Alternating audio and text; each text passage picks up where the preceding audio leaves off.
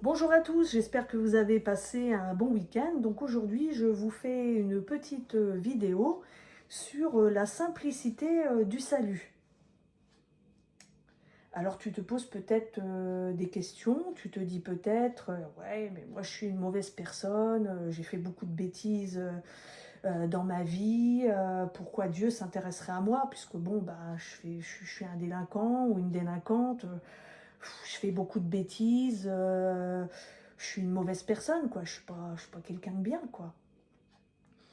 Et puis aussi, tu as peut-être également une mauvaise opinion sur toi également.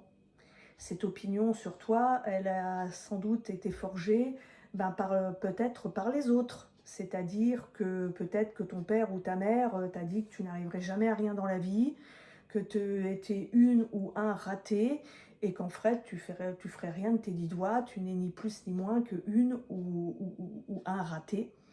Peut-être aussi que tu as subi des humiliations à l'école, au travail, peut-être que tu es encore méprisé aujourd'hui, voilà, que tu es insulté, méprisé, qu'on te prend vraiment pour une ou un moins que rien, mais sache qu'aujourd'hui, je veux te dire en fait que Dieu t'aime et il veut te donner une deuxième chance, car Dieu est le Dieu de la deuxième chance. Et il t'aime tellement qu'il a donné Jésus, son Fils unique, c'est écrit dans Jean 3,16, afin que tu ne périsses pas, mais que tu aies la vie éternelle. Si tu acceptes Jésus, tu ne périras pas, comme Sauveur et Seigneur, bien sûr, tu ne périras pas, mais tu auras la vie éternelle. Donc ne prends pas ces paroles que les gens t'ont dites pour des vérités en fait absolues. C'est-à-dire ne te définis pas par rapport à ce que les gens disent de toi. Si quelqu'un dit que tu es un raté, un bon à rien, ou une ratée, une bonne à rien, que tu es nul, que tu sers à rien et tout ça, ne prends pas cela comme étant une vérité absolue, car c'est faux, parce que ce n'est pas ce que Dieu dit de toi. Parce que pour Dieu, tu as du prix à ses yeux. Tu as tellement de prix, tu as tellement de valeur qu'il a donné son Fils unique. Son Fils unique. Alors, réfléchis 2 secondes à cela.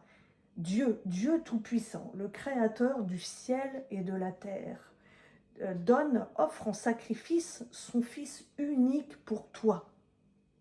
Son Fils unique pour toi. Rien que pour toi. C'est quand même un sacrifice d'amour. C'est vraiment un sacrifice d'amour. C'est puissant en fait. Est-ce que tu crois que si pour Dieu tu ne valais rien, tu n'avais pas de prix, tu valais rien, qu'il considérait que tu ne vaux rien, que voilà, que tu n'es pas intéressant ou intéressante, que tu ne vaux rien, est-ce que tu crois qu'il aurait donné son Fils unique, Jésus? Ben non. Mais comme tu as du prix et qu'il t'aime, eh bien, il a donné son Fils unique, Jésus. C'est vraiment merveilleux, en fait. C'est vraiment très, très beau, très merveilleux.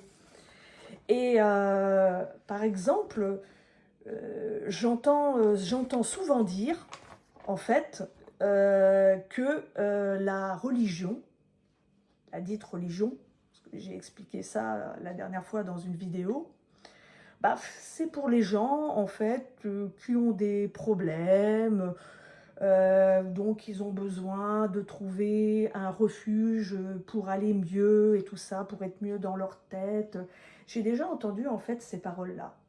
Que oui, bon, bah, ceux qui croient en Jésus, voilà, c'est parce que, bon, bah, quelque part, ils ont rien d'autre d'épanouissant dans la vie, quoi. Ils sont pas heureux, donc, bon, bah, ils se réfugient là-dedans, hein, pour espérer être mieux. Mais il faut que tu saches que si tu penses cela, par exemple, ou si tu as entendu cela, bah, tu dois savoir que aller vers Jésus, bah, c'est bien plus qu'un refuge quand on va pas bien.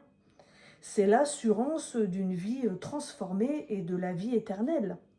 C'est l'assurance de jouir de sa paix en toutes circonstances, de sa tranquillité, de sa stabilité. Si tu recherches la stabilité, sache que Jésus peut être ta stabilité. Et tu peux aussi également jouir de ses bénédictions. Et la liste est longue. Je ne pourrais pas tout décrire. Et puis aussi, tu as l'assurance d'avoir un ami pour la vie.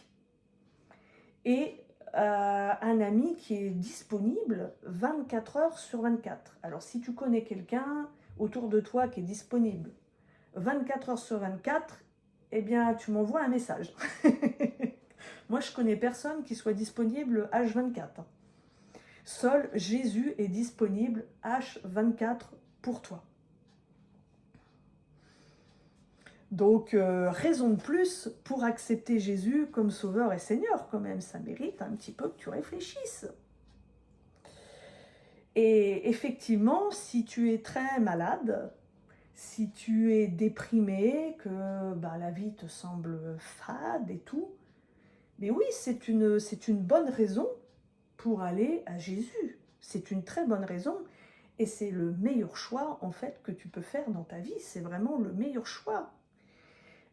Parfois, dans le désespoir, il y a des personnes qui crient à Jésus sans, je dirais pas sans trop y croire, mais au cas où, quelque part si, mais ils doivent se dire, bon, dans le doute, au cas où ça marcherait, bon, je vais appeler, on m'a dit qu'il y avait un certain Jésus, bon, je vais l'appeler en fait, je vais lui demander, je vais l'appeler en fait.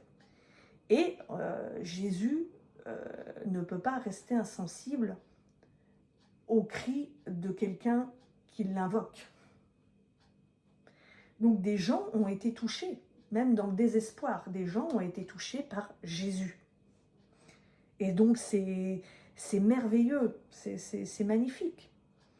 Mais tu peux te dire aussi, bon moi tout va très bien dans ma vie, tout roule, pourquoi j'accepterais ton Jésus? Qu'est-ce qui va m'apporter de plus ton Jésus que j'ai déjà, hein, je suis bien, j'ai des amis, j'ai une bonne famille, j'ai des enfants, voilà, j'ai un mari, j'ai un bon boulot, tout roule, voilà, pourquoi j'irais accepter ton Jésus? Après tout, je vis bien ma vie sur terre, pourquoi j'irais accepter Jésus? Qu'est-ce qui va m'apporter de plus? Eh bien, tu dois savoir quand même, ça c'est la partie la moins drôle, que si tu pars sans avoir accepté Jésus, tu iras dans un endroit où, en fait, tu n'aurais même pas imaginé aller. Et cet endroit, en fait, ça s'appelle l'enfer. Et ne crois pas les mensonges quand on te dit que l'enfer, en fait, c'est un endroit où tu vas festoyer et t'amuser toute l'éternité. En fait, l'enfer, c'est pas un lieu où tu vas t'amuser toute l'éternité, mais c'est un lieu où tu vas être tourmenté toute l'éternité. Et c'est ça la différence. Et donc, je vais te lire une petite histoire dans Luc chapitre 16, versets 19 à 31. Et sache que tu ailles en enfer, c'est pas le plan de Dieu pour toi. C'est pas ce que Dieu veut. Il veut que personne ne périsse.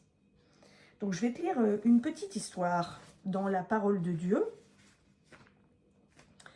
Dans Luc chapitre 16, versets 19 à 31.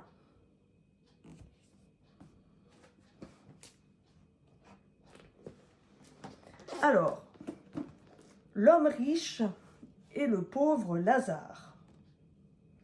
Il y avait un homme riche qui était vêtu de pourpre et de fin lin, et qui chaque jour menait joyeuse et brillante vie.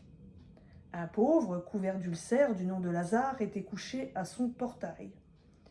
Il aurait désiré se rassasier de ce qui tombait de la table du riche. Même les chiens venaient lécher ses ulcères. Le pauvre mourut et fut porté par les anges dans le sein d'Abraham. Le riche aussi mourut et fut enseveli. Dans le séjour des morts, il leva les yeux et, en proie au tourment, il vit de loin Abraham et Lazare dans son sein. Il s'écria : « Père Abraham, aie pitié de moi et envoie Lazare pour qu'il trempe le bout de son doigt dans l'eau et me rafraîchisse la langue, car je souffre dans cette flamme. » Abraham répondit : « Mon enfant, souviens-toi que tu as reçu tes biens pendant ta vie et que de même Lazare a eu les maux. Maintenant, il est ici consolé et toi, tu souffres. » En plus de tout cela, entre nous et vous se trouve un grand abîme, afin que ceux qui voudraient passer d'ici vers vous ne puissent le faire, et qu'on ne parvienne pas non plus de là vers nous. » Le riche dit: « Je te demande donc, Père, d'envoyer Lazare dans la maison de mon père, car j'ai 5 frères, qu'il leur apporte son témoignage, afin qu'ils ne viennent pas aussi dans ce lieu de tourment. » Abraham répondit: « Ils ont Moïse et les prophètes, qu'ils les écoutent. » Et il dit: « Non, Père Abraham, mais si quelqu'un des morts va vers eux, ils se repentiront. » Et Abraham lui dit: « S'ils n'écoutent pas Moïse et les prophètes, ils ne se laisseront pas persuader, même si quelqu'un ressuscitait d'entre les morts. » Donc voilà, je vous laisse essayer de réfléchir donc sur ce petit texte que je viens de vous lire. Donc sache que si tu apprécies par exemple ta vie sur Terre, tu apprécieras encore plus ta vie avec Jésus. Et tu sauras vraiment ce qu'est le vrai bonheur, ce qu'est la vraie paix, ce qu'est la vraie stabilité.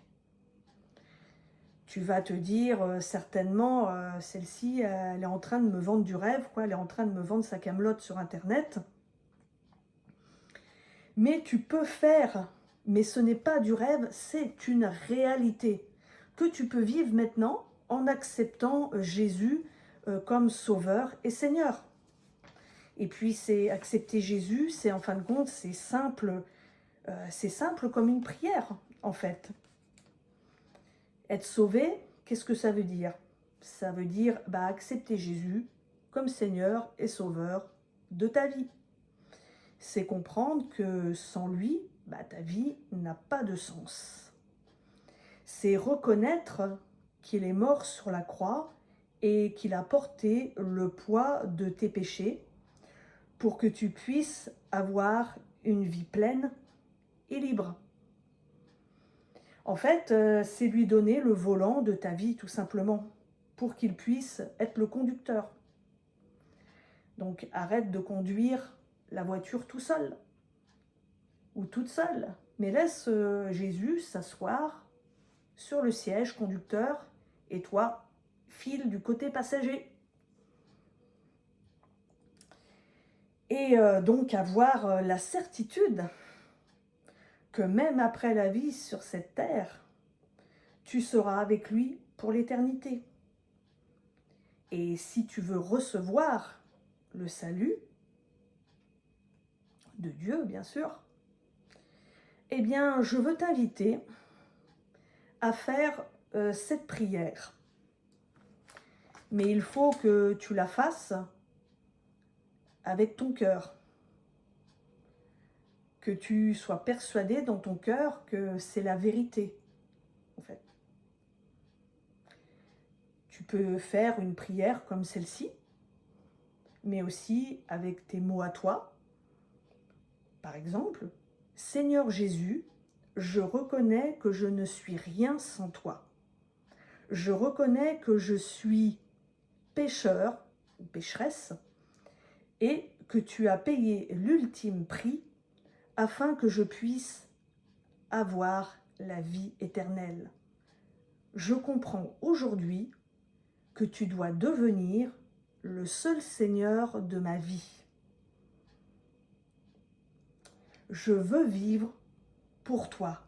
Je te donne ma vie complètement et entièrement. » Amen.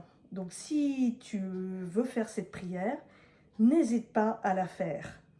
Et donc, reçois Jésus, reçois son amour dès maintenant. À bientôt.